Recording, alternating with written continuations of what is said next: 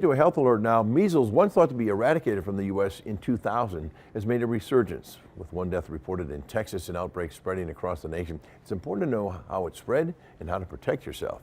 Maria Parmigiani is in our newsroom with more details on that. Maria. Bill, infectious disease experts blame low vaccine rates as the leading cause to this highly infectious disease spreading so fast.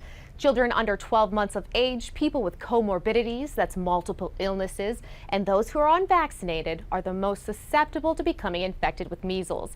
Nathan Nobby with ThedaCare says that the symptoms can start like a typical cold, but if you notice white spots in your mouth and a rash on your trunk and arms, you're highly contagious and can infect up to 90% of the people around you.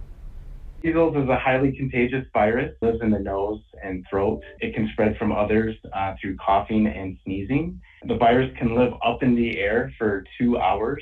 Almost 90% of people that come in contact with the virus, if they're not immune or unvaccinated, do become infected. A vaccination is the best prevention.